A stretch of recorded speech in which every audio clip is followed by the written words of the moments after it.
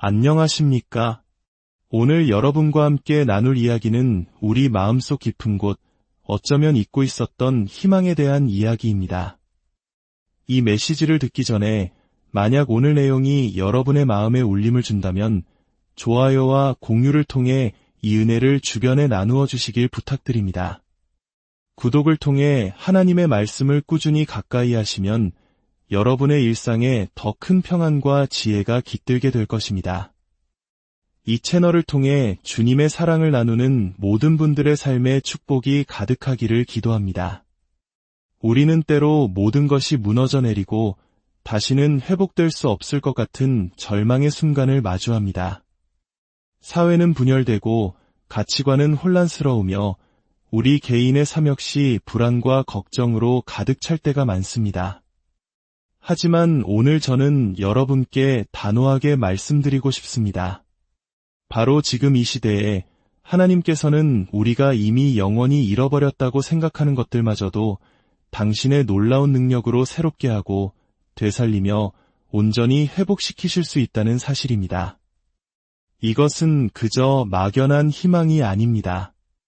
이것은 성경이 증언하고 인류의 역사가 증명하는 약속입니다. 최근 한 목회자가 자신의 설교 도중에 겪었던 깊은 고뇌에 대해 이야기하는 것을 들은 적이 있습니다. 그는 호주 멜버른이라는 매우 진보적이고 세속적인 도시에서 사역하는 분이었습니다.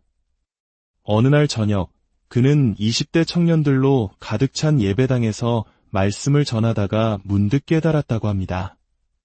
자신이 지금의 세상이 어쩌다 이토록 하나님과 멀어지게 되었는지 그 역사적, 사회학적 배경을 아주 명쾌하게 설명할 수는 있지만 정작 어떻게 이 상황을 되돌릴 수 있는지에 대한 해답은 가지고 있지 않다는 사실을 말입니다. 그 순간 그의 마음을 강타한 단 하나의 진실은 이것이었습니다.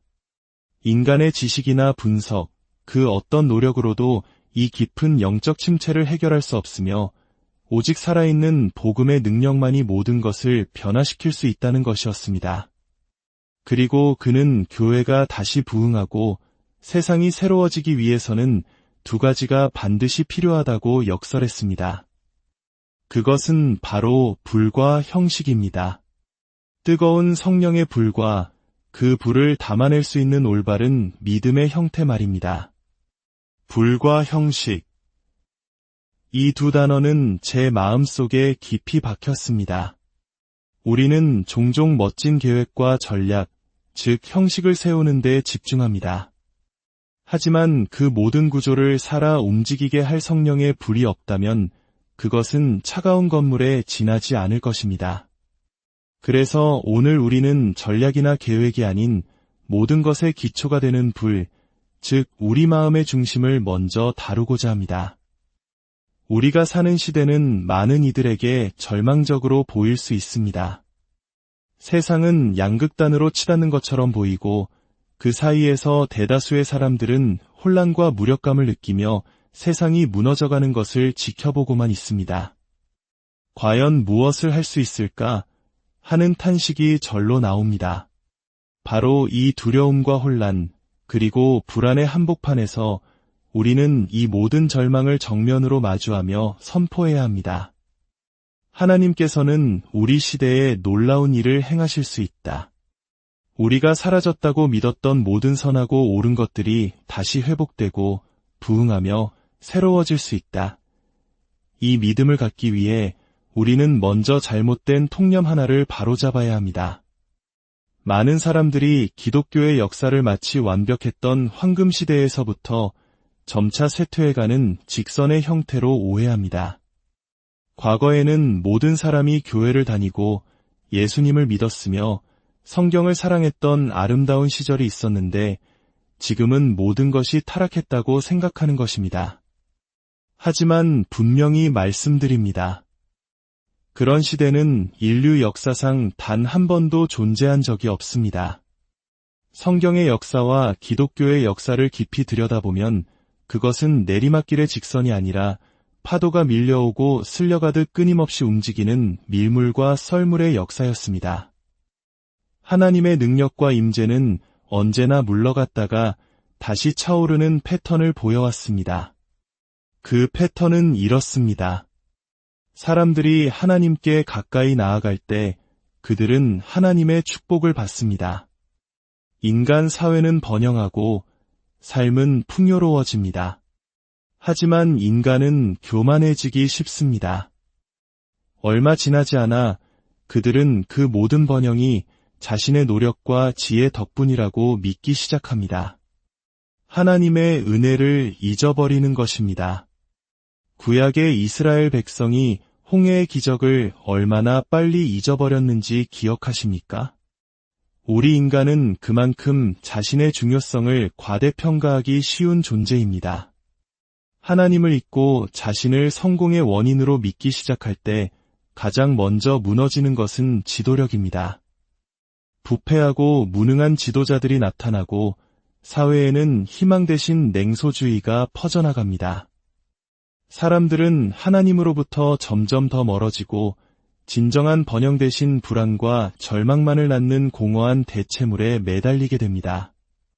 그러나 바로 그때 그 절망 속에서도 과거 하나님의 은혜를 기억하는 소수의 남은 자들이 나타납니다. 그들은 눈물로 하나님께 부르짖으며 간구합니다. 주여, 우리를 불쌍히 여기시고 다시 한번 이 땅에 임하여 주시옵소서. 그리고 하나님은 그들의 기도를 들으십니다. 그들에게 다시 다가오셔서 역사 속에서 회복, 갱신, 부흥이라 불리는 놀라운 일을 행하십니다. 이것이 바로 지난 2000년간 교회가 전 세계로 퍼져나간 방식이었습니다. 이러한 밀물과 썰물의 역사는 먼 나라의 이야기만이 아닙니다. 우리 한국 기독교 역사 속에서도 우리는 이 생생한 증거를 발견할 수 있습니다. 1900년대 초 우리나라는 영적으로 매우 어둡고 척박한 땅이었습니다. 그러나 1907년 평양에서 시작된 대부흥 운동은 한반도 전역을 뒤흔드는 성령의 불길로 번져나갔습니다. 수많은 사람들이 자신의 죄를 통회하고 서로를 용서하며 새로운 삶을 결단했습니다. 그 부흥의 불길은 절망에 빠져있던 민족에게 새로운 희망을 주었고 한국 교회가 폭발적으로 성장하는 기틀이 되었습니다. 미국의 역사에서도 마찬가지입니다. 1700년대 초 신앙은 사람들에게 그저 형식적인 습관이 되어버렸습니다. 마음의 뜨거운 확신 없이 그저 예배의 형식만 따르는 사람들이 대부분이었습니다. 바로 그때 하나님께서는 대각성 운동이라는 거대한 영적 부흥을 일으키셨습니다. 수십 년 후 미국이 독립하고 다시 교만해져 하나님을 잊었을 때 하나님께서는 2차 대각성 운동을 보내셨습니다. 1900년대 초 아주사 거리에서 일어난 부흥 운동, 그리고 극심한 사회적 혼란기였던 1960년대 히피 문화 한가운데서 터져나온 예수 운동까지 역사는 계속해서 증명합니다. 인간이 가장 절망적이라고 느끼는 순간 하나님은 가장 놀라운 방식으로 일하기 시작하신다는 것을 말입니다. 1960년대와 70년대는 전 세계적으로 혼돈의 시기였습니다. 우리나라는 전쟁의 폐허 속에서 국가를 재건하기 위해 온 국민이 허리띠를 졸라매던 고난의 시기였습니다. 미국은 이념 갈등과 사회적 분열로 몸살을 앓고 있었습니다.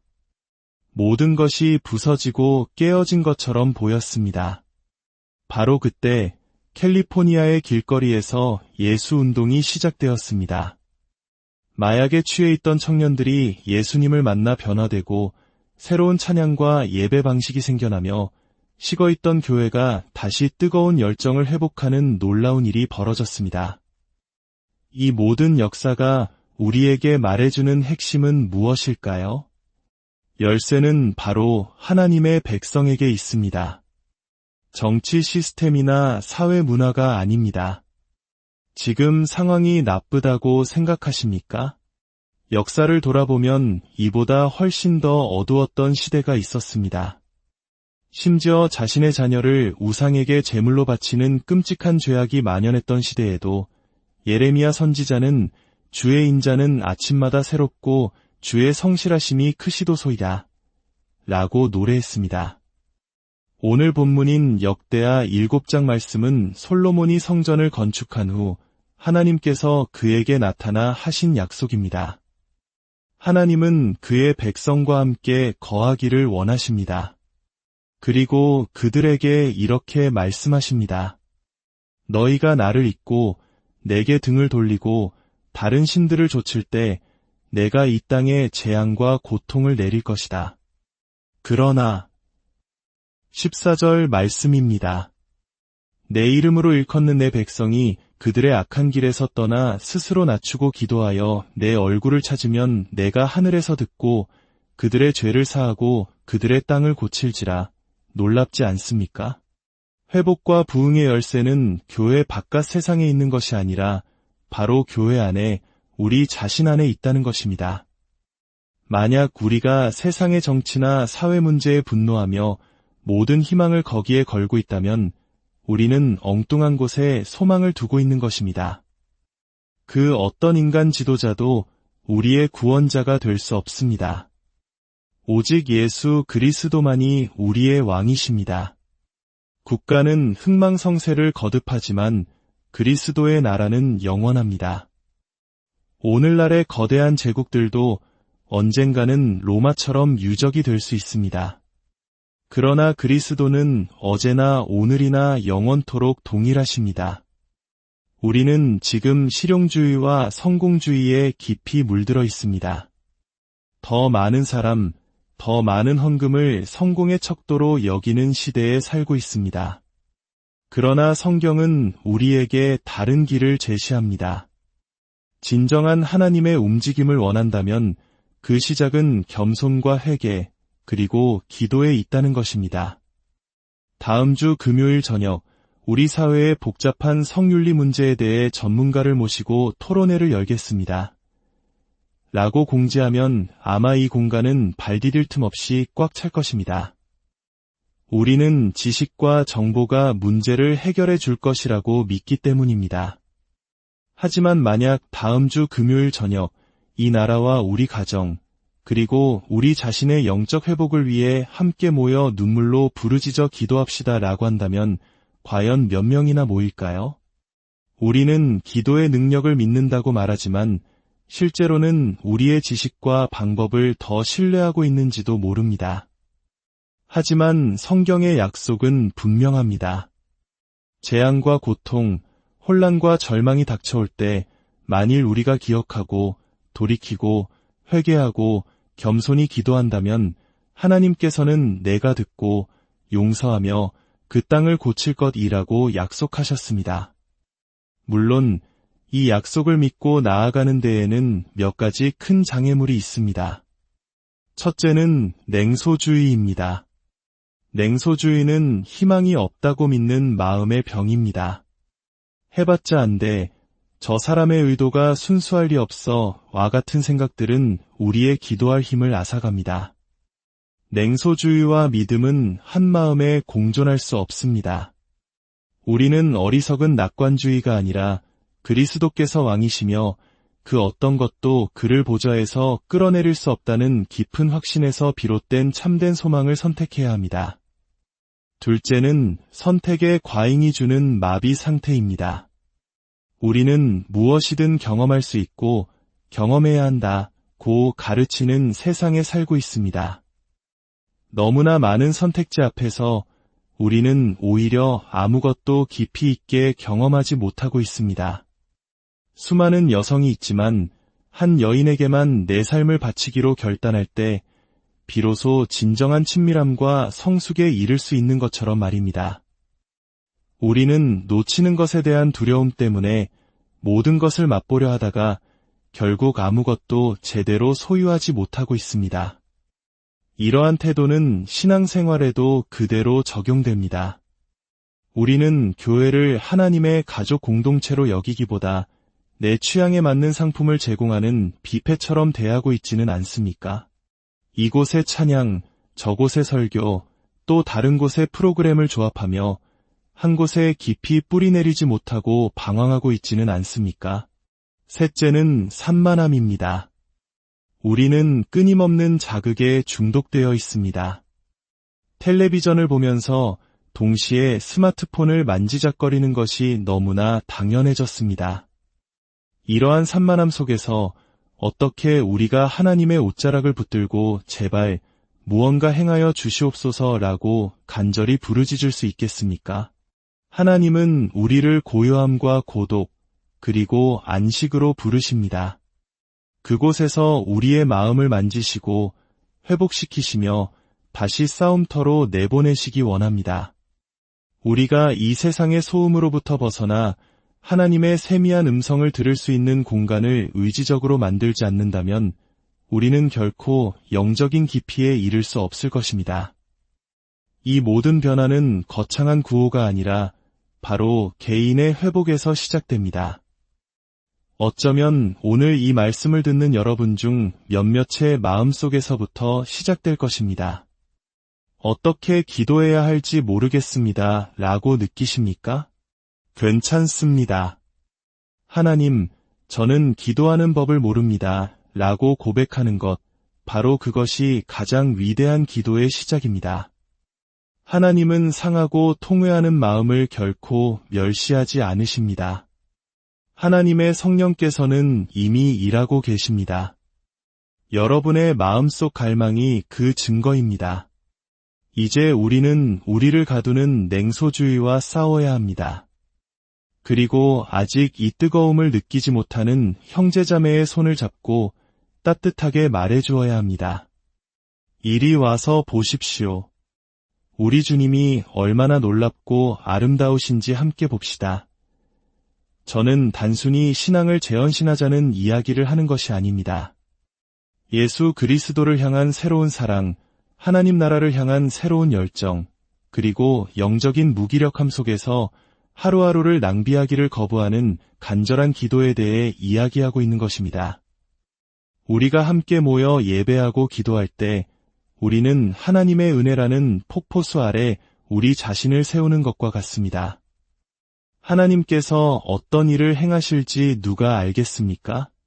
마지막으로 다시 한번 선포하며 마치겠습니다.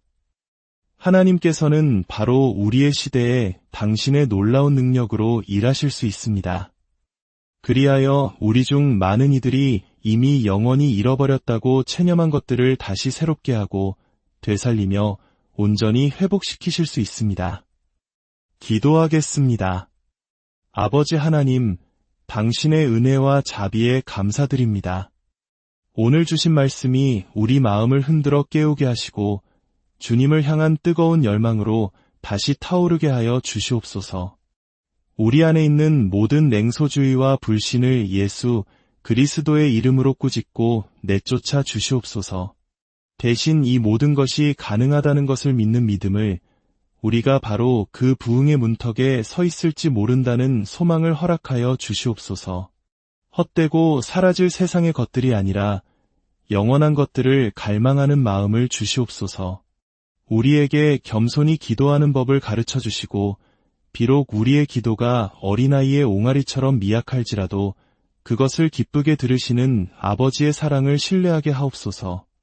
이 모든 말씀, 우리를 사랑하시는 예수 그리스도의 아름다우신 이름으로 기도드립니다.